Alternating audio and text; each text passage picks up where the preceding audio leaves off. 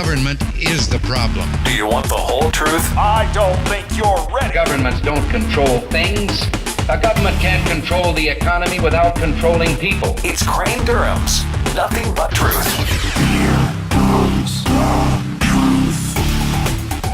Welcome back, Crane Durham's Nothing But Truth. How are you?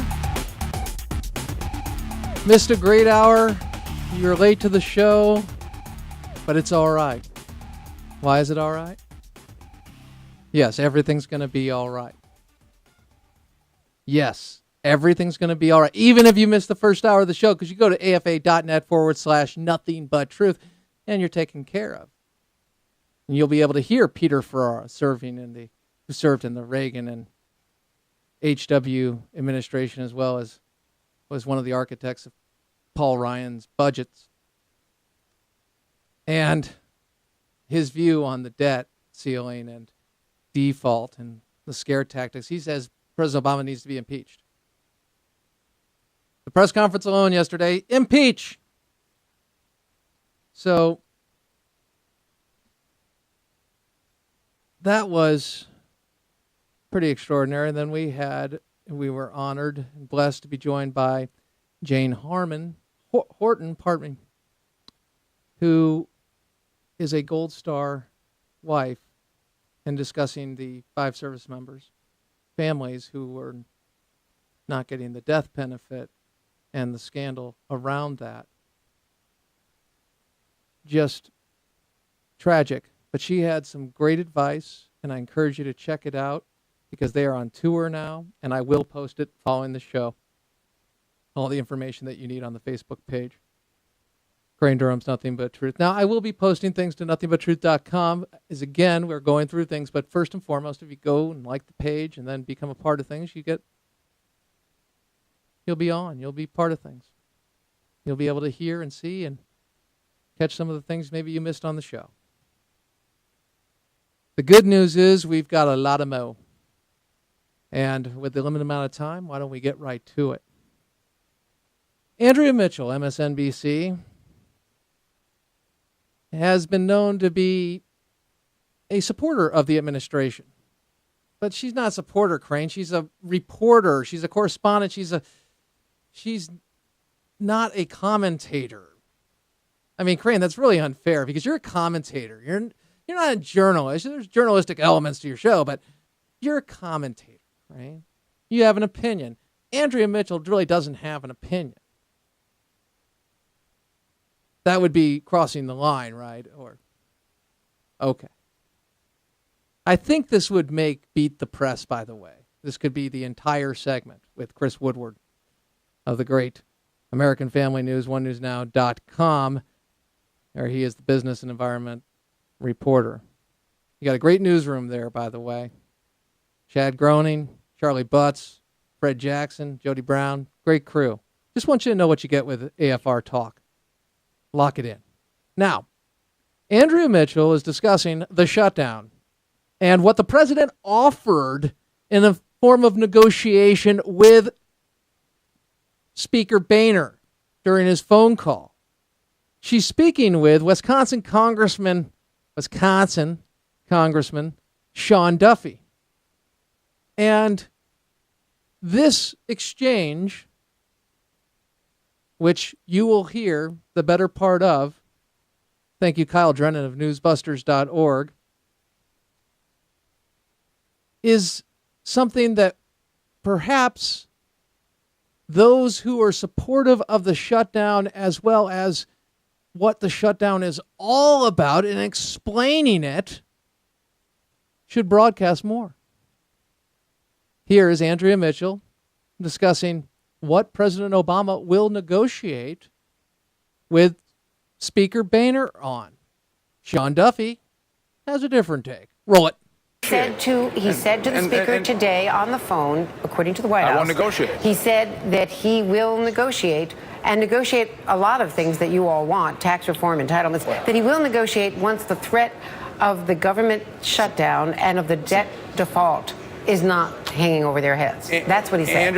Andrea, that's ridiculous. And I don't know. I mean, I think you said you've been through 18 shutdowns. Yeah. I don't know if you've seen a president that has come and said, I'm not going to negotiate. I mean, this is historic that a president says, I'm not going to sit at the table. And you're well aware that all we've asked for is that the president and the administration join us in Obamacare, the American people and Congress, and that individuals and families be treated just like big business. That's what they're holding out for. And I think, even this morning, that's a non-negotiable demand. Why not sit down and negotiate over entitlement reform, which is something that you all have been demanding, and that he has offered in his initial budget?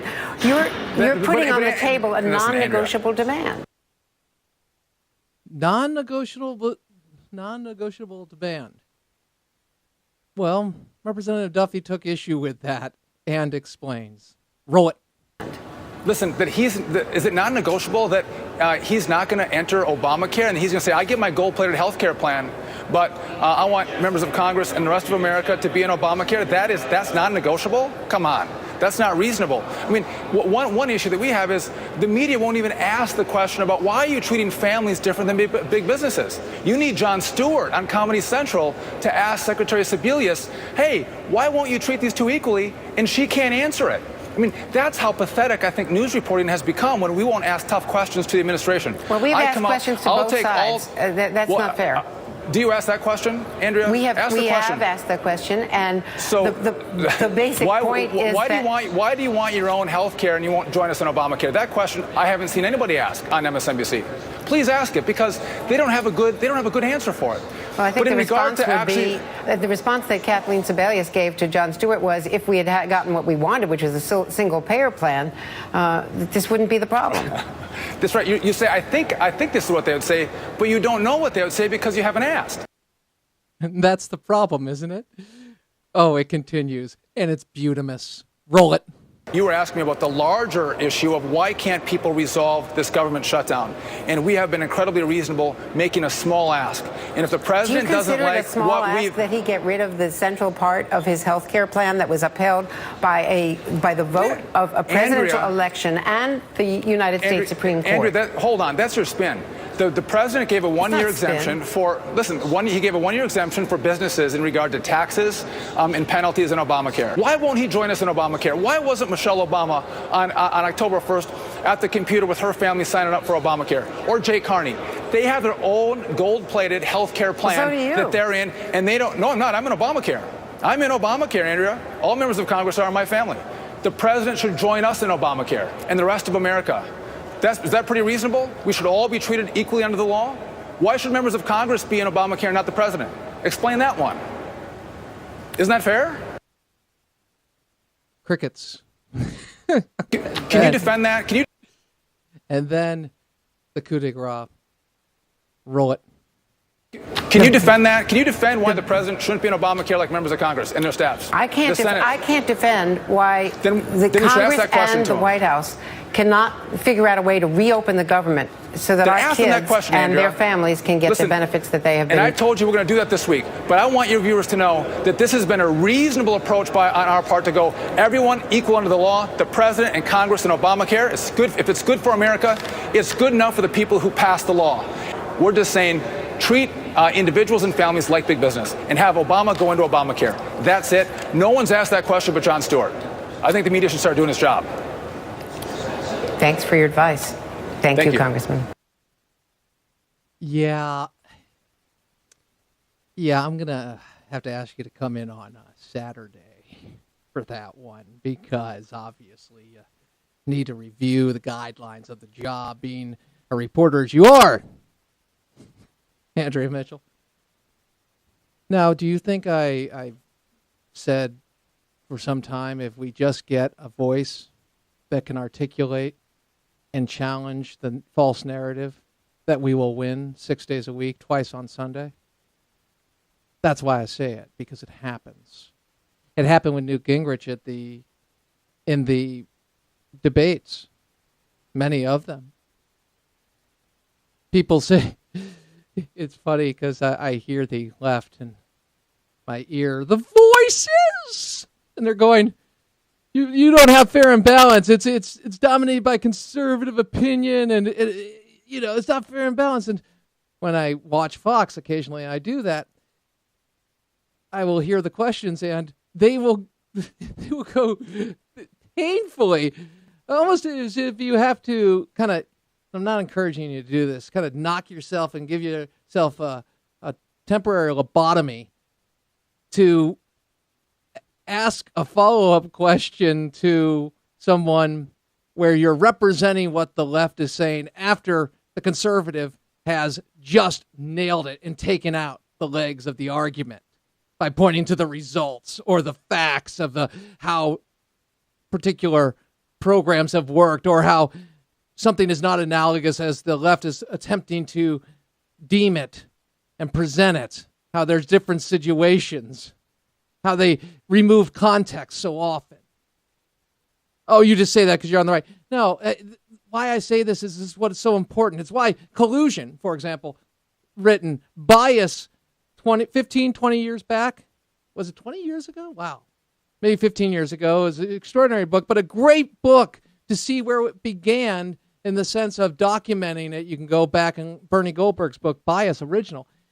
But then you go and you look at Brent Bozell's work and the work of the Media Research Center. You hear examples of this just by reporting the truth. They expose the left lie, the liberal false narrative. You see it on One News Now, onenewsnow.com, and American Family News.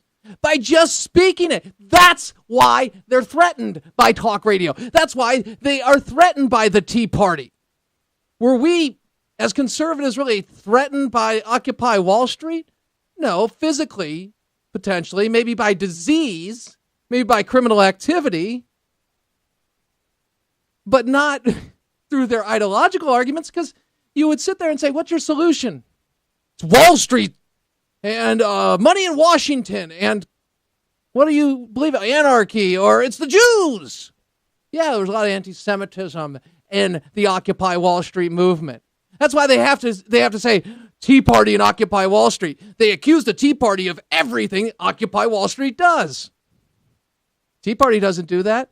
They talk about the Constitution. Oh, they're crazy. They're talking about the Constitution. The Founding Fathers would be in jail today under what we hear from the false narrative of the left, of how nutty it is. And I know this is bordering on name calling, and I shouldn't do that, but I've got to call it out because it is ridiculous. And at a certain point, you just say, hold on, let's back it up. What is going on here? The president who promised to be transparent, the president who promised to be fair, the president who cared about us, little guys, gals, wanting to either make it into the middle class or stay in the middle class, go after that American dream and just get enough so we can have something to retire and leave to our children and, yeah, just to eke it out. Scarcity.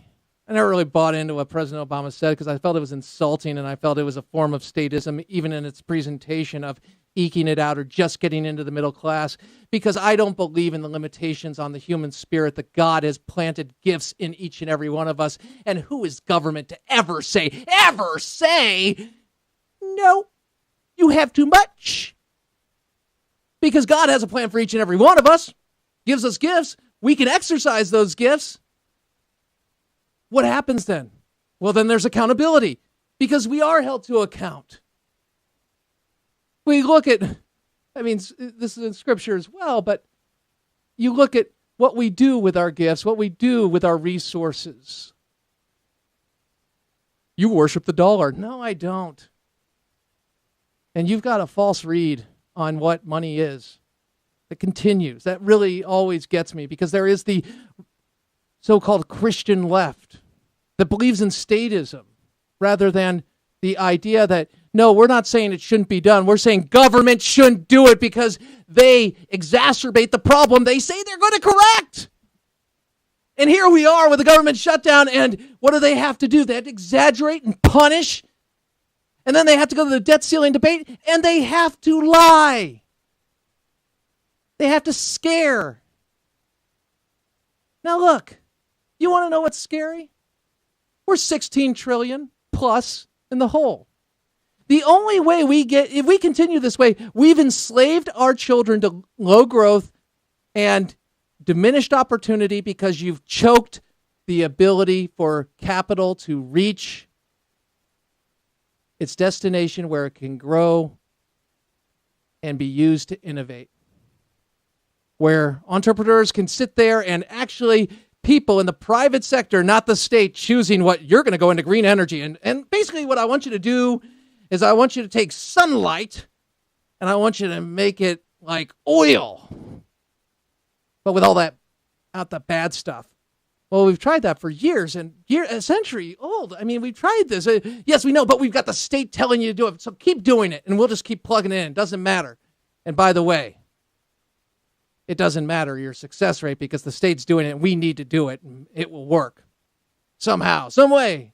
I don't know. Thank you, Tom Petty. And that's what we're getting to. Innovation is choked off. Innovation. We are told to fear innovation by this government. You say, Crane, where are you going with this, man? I'll tell you where I'm going. I'm going to a government and a president that talks about protecting the status quo at the expense of innovation, at the expense of liberty, at the expense of freedom when it comes to trade. I'm saying using and exploiting a specific group of people and saying, that's your job for life, regardless. If you're a part of this group, you get that. That's it. That's locked in. That's not what this country's about.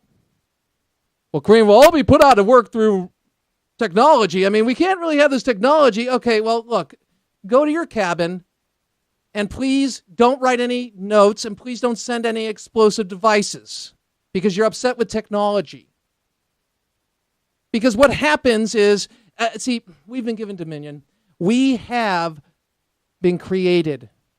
And when we innovate, we can use that innovation to make things that people want that make their lives better. Now, this can go the other way, too. You can go to a route where you're producing things that harm people. Yes, I get that. It's called freedom, free will, and it happens. And people do that. But the point is, you've been given gifts. You have the opportunity to do it. And when you do it, people say, you're going to put people out of work. I'll tell you right now, the horse and buggy, they were terrified of the automobile industry. Candle makers, what is this electricity thing going? Innovation works.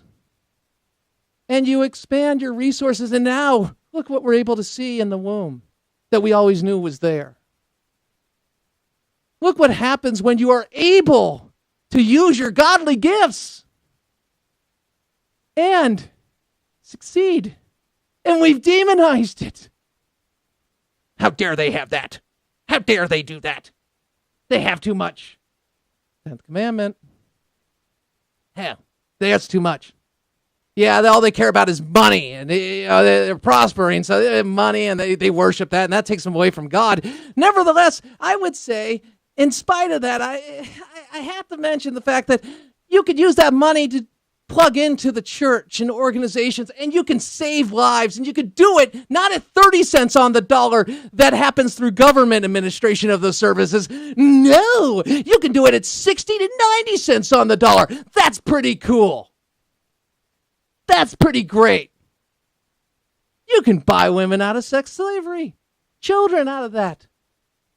You can promote life with crisis pregnancy centers who need the dough. Well, let's get it from government, won't they? Yeah, like Planned Parenthood does, right? Yeah. Wrong answer. Sorry, doesn't happen. No, the state's supporting death. You know that. Hey, we got a great answer. It's called freedom. We've got the best answer. It's called God. He's called God. Pardon me. And as I recognize what has been given to us and what we have done with it, wow, it's deeply troubling. And we always come back to this, don't we? But I'm talking about winning the debate, because where we are right now, the shutdown, you want to take the shutdown right here and now and see it's 83%, 85%. You want to see how the government can manipulate. This is an example of why this is such a big impact on our lives. This government has gotten it's overstepped. And you say, what about all the children not being able to eat? What about all the... Well, the Republicans are actually passing these bills and putting that through. But nevertheless, what are they doing relying on the federal government in the first place?